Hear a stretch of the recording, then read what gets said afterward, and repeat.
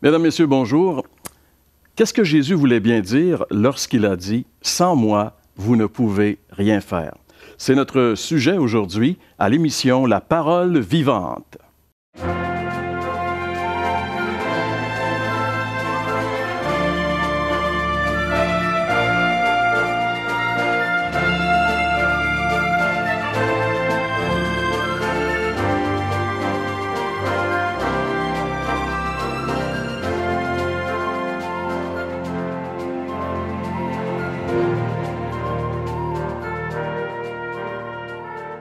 Eh bien, bonjour. On aborde aujourd'hui un autre chapitre de l'Évangile selon Jean, le chapitre 15.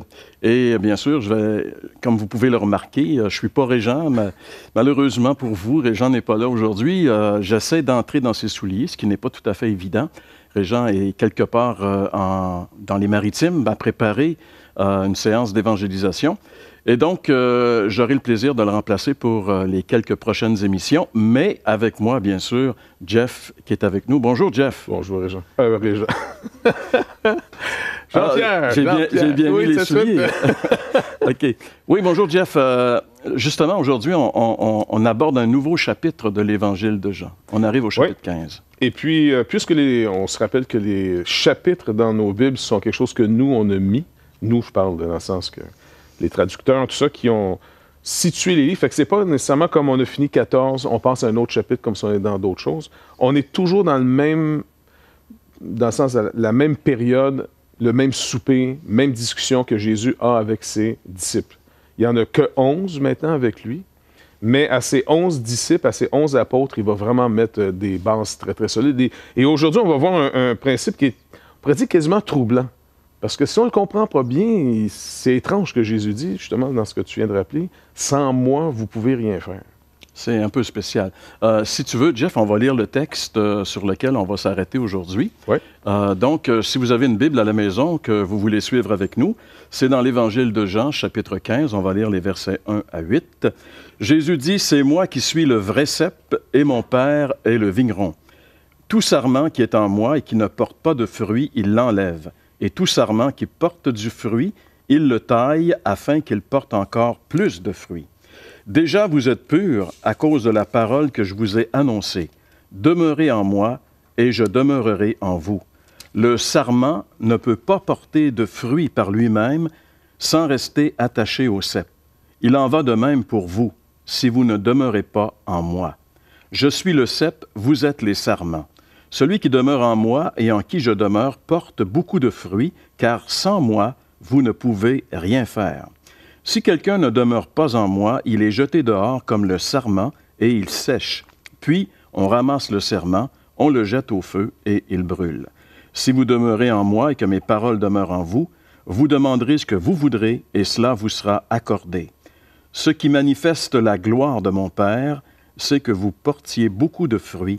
Vous serez alors vraiment mes disciples. » Alors, c'est le texte, Jeff. Et ce qui est intéressant, les premières paroles ici, Jésus dit à ses disciples cette nuit-là, on est la nuit, hein, et bientôt il va se faire arrêter, et Jésus leur dit, « Je suis le vrai cep et vous êtes les sarments. » Jésus revient à une parabole, ou enfin une image qu'on retrouve aussi dans l'Ancien Testament, l'image de la vigne. Oui, parce que la vigne représentait Israël. Le psaume 80, c'est dans le sens où on voit Jésus s'inspire beaucoup du psaume 80 pour montrer, parce qu'il accomplit les Écritures. Tout l'Ancien Testament, qui sont les Écritures, la Bible, au fond de Jésus, la Bible des apôtres, c'était d'abord l'Ancien Testament dans nos Bibles. Et dans le psaume 80, il est dit finalement qu'Israël était un serment que Dieu a arraché à l'Égypte ou en Égypte pour le planter finalement dans une terre où il a chassé les autres nations et qui est la terre promise, pour que ce cep puisse porter un bon fruit. Mais tout le long de l'histoire d'Israël, à chaque fois qu'on parle de la vigne qu'Israël représente, Dieu est toujours déçu et c'est toujours un mauvais fruit qui en sort. Donc ça, c'était le premier point. Jésus va donc dire le vrai cep, parce qu'il dit ici, je suis le vrai. Donc ça veut dire que les autres ou l'autre cep n'était pas le vrai cep, même s'il était un cep que Dieu a pris pour planter. Mais de ce cep de la nation d'Israël est sorti le vrai cep.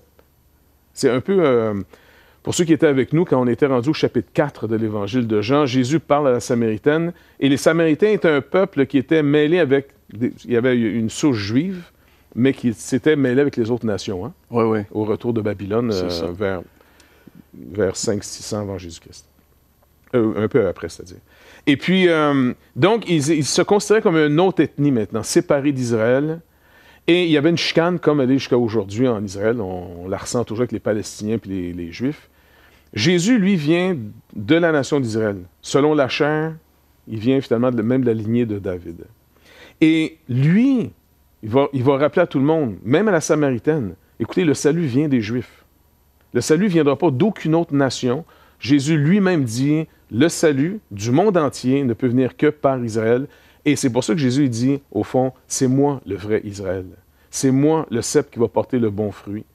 Et là, il va nous montrer finalement comment l'Église se bâtit. L'Église est greffée sur Jésus. En réalité, ici, il y a comme un remplacement qui se produit. Quand Jésus déclare cette vérité-là, c'est qu'il se dit maintenant, étant le sceptre, c'est plus Israël.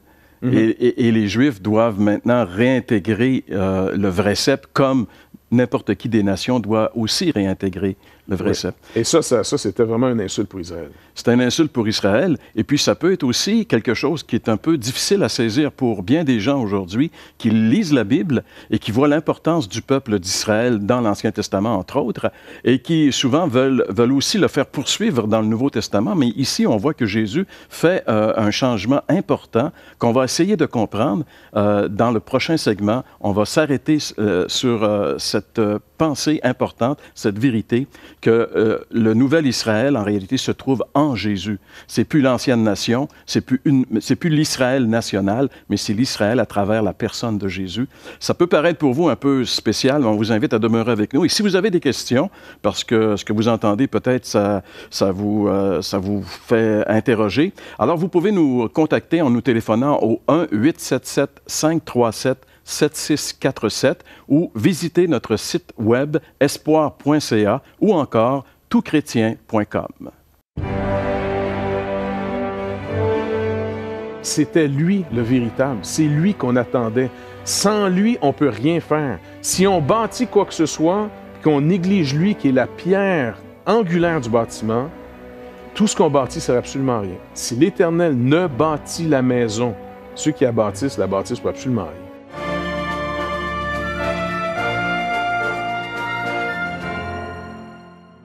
Assistez à un merveilleux déjeuner de l'espoir dans votre région. Un invité vous racontera comment Dieu a transformé sa vie et comment son cœur, souffrant, a trouvé une joie indicible en développant une relation personnelle et intime avec Dieu et son Fils Jésus-Christ. Des églises locales organisent de tels déjeuners dans plusieurs régions du Québec. Découvrez où et quand vous pouvez assister à un déjeuner de l'espoir dans votre région en visitant le site espoir.ca et en cliquant sur l'onglet « Déjeuner ».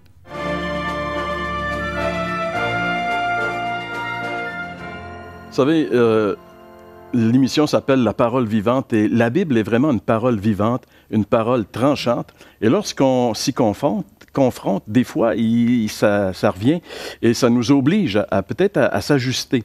Et justement, on est en train de voir une vérité qui nous oblige également à s'ajuster. On parle du fait que la vraie vigne, c'est le Seigneur Jésus-Christ, c'est lui qui est le royaume.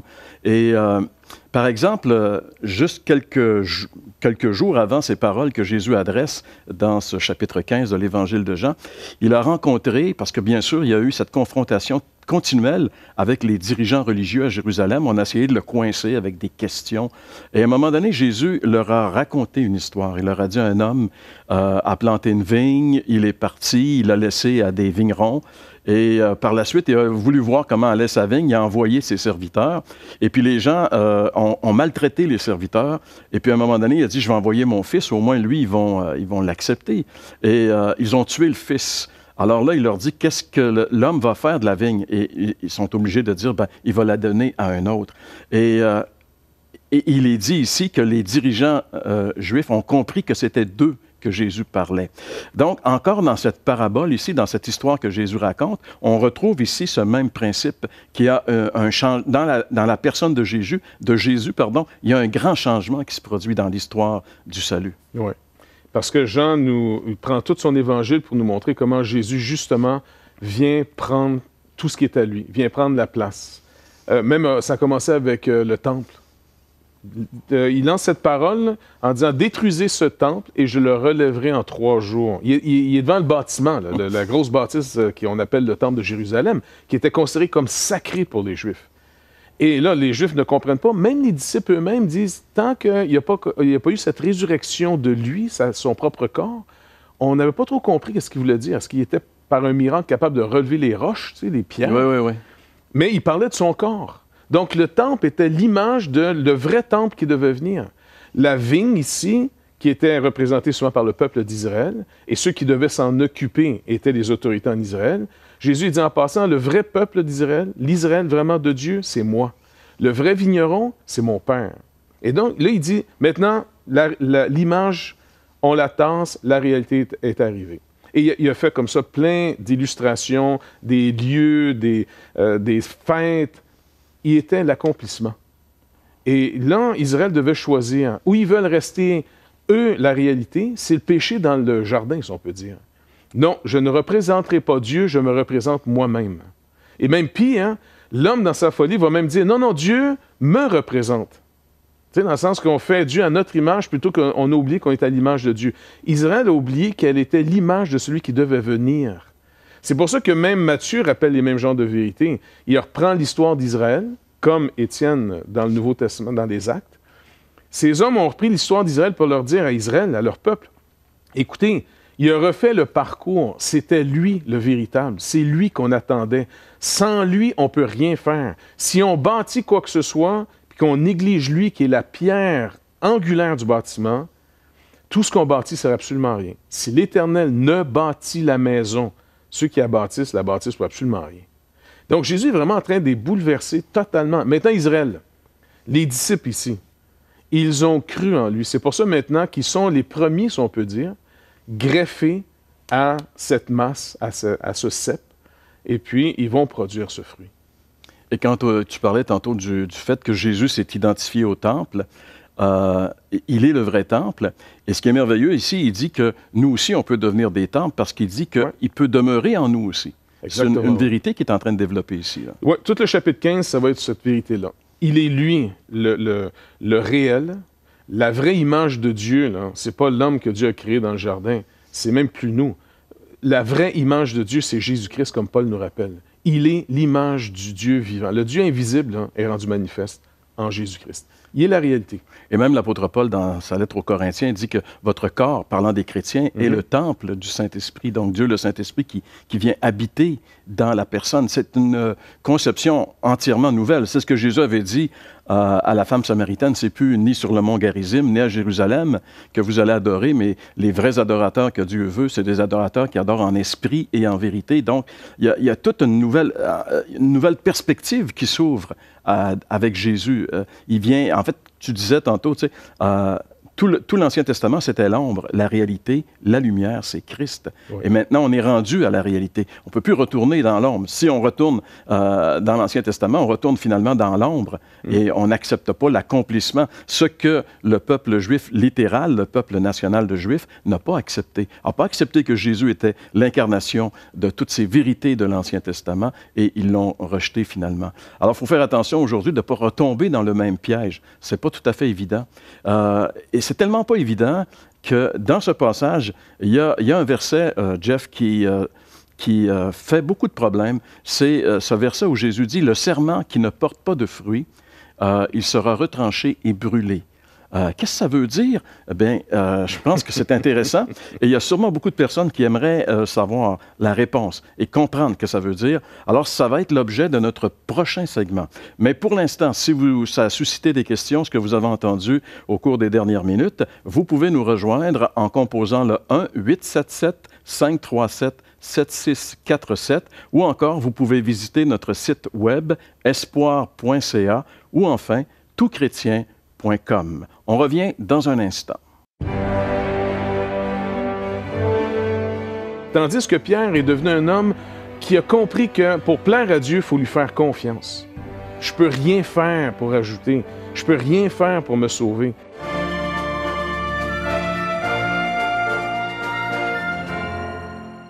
Voulez-vous combler le vide dans votre âme?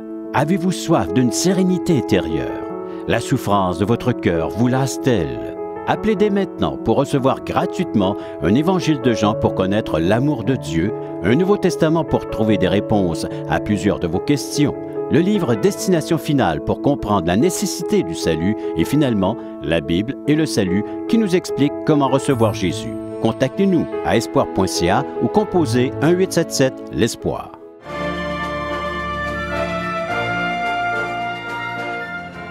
La Bible, vous savez, c'est la révélation de la parole de Dieu, c'est la révélation de Dieu. Et si on la saisit mal, on peut faire autant de mal qu'on peut faire du bien si on la saisit bien. Et il y a des passages, il y a des versets dans la Bible qui souvent sont pas compris comme ils devraient l'être. Et il faut toujours les remettre dans le contexte. C'est la raison pour laquelle on a pensé ici développer justement une exposition de cet évangile afin que nos textes soient toujours mis dans leur contexte. Et dans le contexte du cep et des sarments, Jeff, il est dit au verset 6, « Si quelqu'un ne demeure pas en moi, il est jeté dehors comme les sarments, il sèche, puis on ramasse les sarments, on les jette au feu et ils brûlent. » Alors le Seigneur parle, il dit ici, je suis le cep, vous êtes les sarments. Tous les sarments qui demeurent en moi portent du fruit, mais il y a des sarments, semble-t-il, qui ne portent pas de fruit. De quoi est-il question ici? Bien, il y a plusieurs. Il y a des interprétations des commentateurs qui ont essayé de bien comprendre ce que Jésus veut dire. On est dans un contexte où on est dans un souper. C'est le dernier souper, la dernière scène. Jésus, après ce souper, dans cette soirée, les autorités vont venir le saisir. Bref, il s'en va mourir. On est donc jeudi soir. Et là, dans le début du souper, si on se rappelle, on a commencé avec 12 apôtres. Mais il y en a un qui est parti, Judas. Et Judas, pourtant, il a marché avec Jésus. Il a été si proche, il a vu les miracles. Moi, je suis sûr que quand Judas était dans ses missions avec un autre apôtre, parce qu'ils envoyaient toujours deux par deux, moi, je suis sûr que Judas a chassé des démons. Je suis sûr que Judas, au nom de Jésus, en son nom, il a guéri des malades. Il a même annoncé le royaume. Mais étrangement, même s'il a participé à l'œuvre, Judas reste un homme encore qui prend Dieu pour son avantage. Parce que Jésus a toujours enseigné, si vous voulez me suivre, vous devez vous charger de votre croix. En d'autres mots, on va apprendre à vivre pour la gloire d'un autre et non la nôtre. Et ce n'est pas évident. Par contre, Jésus sait très bien que Judas ne fera pas partie de ceux qui auront cru. Et il va être retranché. Donc, on a déjà une première explication qui peut peut-être aider les autres apôtres à se demander, mais qu'est-ce qui est arrivé avec Judas? Pourtant, il était si près de nous. Ça peut être des gens où plus tard, dans l'Église, beaucoup de gens se sont dit chrétiens, mais s'ils ne sont pas restés attachés à Jésus, s'ils n'ont pas vécu cette dépendance de Jésus, ça va faire qu'une saison. Vraiment, une Église, ça peut être un milieu très rassurant pour les gens. Il y a des gens qui ont besoin de l'approbation des autres, d'être reçus, ils ont eu des difficultés. L'Église peut être un lieu très rassurant. L'Église, même au travers de l'histoire, son histoire, est devenue quasiment un moyen que les gouvernements ont pris pour unifier leur peuple. Parce que souvent, on pense à la France, par exemple. La France, c'était beaucoup de peuples. Jusqu'à dernièrement, on pense encore aux Corses ou aux Bretons, c'était plusieurs peuples. Mais la force du gouvernement, ça a été la croyance et la langue, comme pour le Québec. La religion faisait partie du rassemblement, de produire une unité. Donc, l'Église peut avoir donné l'impression de rassembler, mais qui appartient vraiment à Jésus-Christ? Ceux qui vont produire du fruit. Et l'inverse est un peu vrai aussi, dans le sens que Jésus a dit que tout arbre que mon Père Céleste n'a pas planté sera déraciné. Ouais. À un moment donné, il a dit ça. Et puis, il a appelé les 12, et Judas faisait partie de la gang, même si on sait qu'à un moment donné, lui, il est retranché. Mais, et quand tu étais dans la synagogue de Capernaum, où on a tourné des émissions il y a quelques mois, là, Jésus a dit, vous savez, il a dit qu'il était le pain, que pour vivre, il fallait le manger. En fait, c'était métaphorique, bien sûr, mais alors les gens trouvaient ça trop dur, puis ils sont partis. On connaît l'histoire, Jean 6. Et les apôtres, le Seigneur dit, vous pouvez, vous autres aussi, la porte est ouverte si vous voulez. Mais Pierre, il dit, à qui tu veux qu'on aille? Il y a comme des gens qui ils pourront jamais, on ne peut pas s'en aller quand on a connu Christ. Par contre, il y en a d'autres qui peuvent pas rester à Christ. Il y a comme, ça ne dépend pas de nous, finalement. Non. C'est ça qui est... une grâce qui nous est faite de pouvoir vraiment mettre notre confiance en lui. Puis comme tu le rappelles, Pierre était rendu à un point de non-retour. À qui d'autre tu veux qu'on aille? Tandis que Judas, il n'est pas encore à ce point de non-retour. Il n'est pas encore hanté en Jésus. Il n'est pas mis en lui. C'est un homme qui dépend encore de lui pour plaire à Dieu. Tandis que Pierre est devenu un homme qui a compris que pour plaire à Dieu, il faut lui faire confiance. Je ne peux rien faire pour ajouter. Je ne peux rien faire pour me sauver. Et c'est ce qu'avait compris l'apôtre Pierre tout le long de l'enseignement de Jésus. C'était toujours, écoute Pierre, je vais t'apprendre une leçon. Sans moi, là, tu ne peux rien faire. Sans moi, là, tu ne peux même pas me suivre. Et c'est pour ça que quand Pierre a mal saisi la leçon, un jour, il a comme pas répondu comme il faut, là. Quand Jésus dit, maintenant, vous ne pouvez plus me suivre. Je vous laisse ici, je dois partir, comme on a vu un peu dernièrement, mais je vais revenir vous chercher. Parce qu'encore une fois, c'est Jésus qui fait qu'ils peuvent marcher avec lui. Pierre dit, non, mais moi, là, je meurs pour toi. Je vais donner ma vie pour toi. Pierre, avant que le coq ait chanté, tu vas avoir déjà renié 3 fois. Pierre, je vais juste te rappeler que par toi-même, tu peux rien faire. Tu ne peux pas rester attaché à moi. Le serment, là, il ne porte pas du fruit par lui-même. Il dépend du cep qui va lui donner cette vigne, cette sève. Cette sève qui monte du... Exactement. Sans cette vie, on ne peut pas. Alors, ça vient répondre un peu à la question du début. Comment est-ce que c'est possible que... Qu'est-ce que Jésus voulait dire, finalement, quand il a dit « Sans moi, vous ne pouvez rien faire ». Exactement. Et ça vient toute espèce de religion. Tu sais, souvent, nous, les évangéliques ou les chrétiens, on dit que c'est pas une religion, mais c'est vraiment une relation. Et on a le plus beau modèle de relation qu'on peut avoir ici, le plus intime. En réalité, des branches et un tronc. La sève part du tronc, elle vient des racines, puis elle s'en va. Et en fait, la seule raison d'être de la branche, c'est de porter le fruit. C'est le support du fruit. Sans ça, je veux dire, elle ne peut rien faire. Donc, j'espère que vous comprenez un peu mieux, en tout cas jusqu'à maintenant, ce que Jésus voulait dire lorsqu'il a dit « Sans moi, vous ne pouvez rien faire ». Si vous avez encore des questions, des n'hésitez pas à nous rejoindre à 1-877-537-7647. Visitez notre site web espoir.ca ou encore toutchrétien.com. Seigneur, viens me prendre.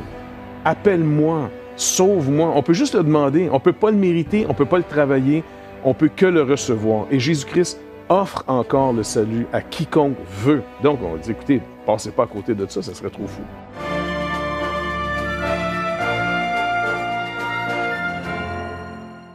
Espoirpourlecoeur.org aborde des problèmes que tous peuvent rencontrer un jour. Solitude, culpabilité, manipulation, rébellion et adultère.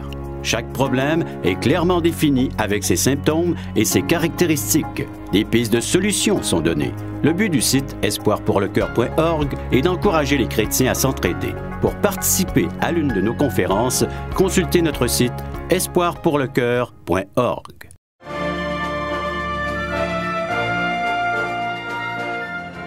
Cette illustration de Jésus concernant le cep et les sarments, c'est merveilleux et je pense qu'on aimerait tous être un cep qui porte du fruit, parce qu'il dit, celui qui porte beaucoup de fruits glorifie le Père.